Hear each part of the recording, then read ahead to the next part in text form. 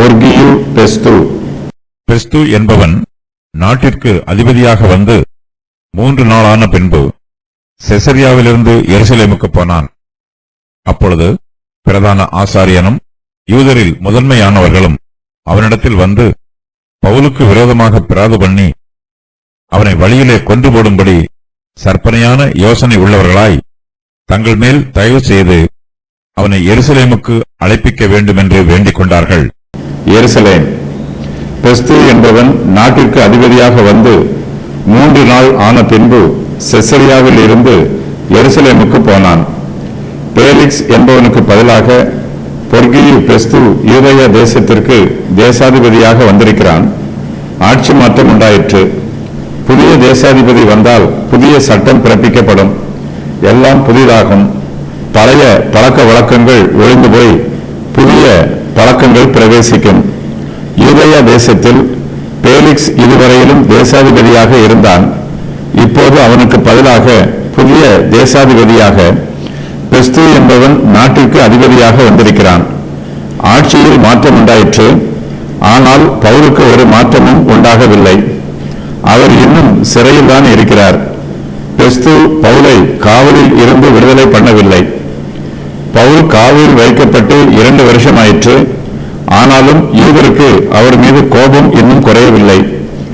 அவரை கொண்டு போட வேண்டும் என்று இன்னும் சற்பனையான ஆலோசனையோடு இருக்கிறார்கள். பெஸ்து என்பவன் நாட்டிற்கு அதிபதியாக வந்து 3 நாள் ஆயிற்று. அதன் பின்பு பெஸ்து செசரியாவில் இருந்து எருசலேமுக்கு போகிறான்.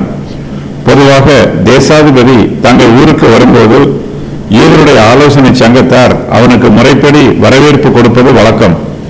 பிரதான ஆசாரியனும் யூதரில் முதன்மையானவர்களும் புதிய தேசாதிபதியை சந்திக்கிறார்கள். பவுல் செசரியாவில் காவலில் வைக்கப்பட்டிருக்கிறார். இந்த பட்டணத்தில் பெஸ்து தேசாதிபதியான பின்பு 3 நாட்கள் மாத்திரமே தங்கியிருக்கிறான். பெஸ்து எருசலேமுக்கு வந்தவுடன் யூத மார்க்கத்து தலைவர்கள் தங்களுடைய தேசத்தின் தேவைகள் எதையும் சொல்லாமல் பவுலை பற்றியே பேசுகிறார்கள். பவுலுக்கு விரோதமாக பிராது. அப்பொழுது பிரதான ஆசாரியனும் யூதரில் முதன்மையானவர்களும் அவனிடத்தில் வந்து பவுலுக்கு விரோதமாக பிராது பண்ணி அவனை வழியில கொண்டு போடும்படி சற்பனையான யோசனை உள்ளவர்களாய் தங்கள் மேல் தயவு செய்து அவனை எருசலேமுக்கு அழைப்பிக்க வேண்டும் என்று வேண்டிக் கொண்டார்கள்.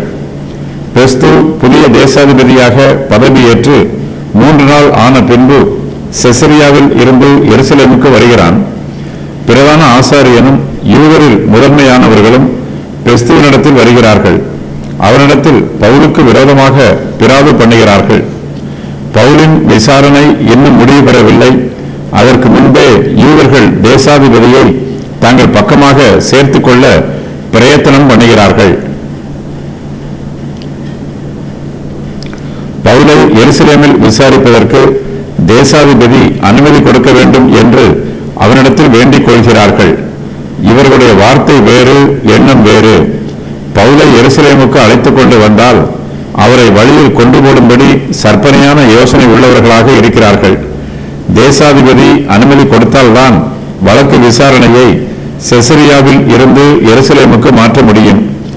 ஆகையினால் தங்கள் மேல் தயவு செய்து பவுலை எருசலேமுக்கு அழைப்பிக்க வேண்டும் என்று யூதர்கள் தேசாதிபதியிடம் வேண்டிக் கொள்கிறார்கள்.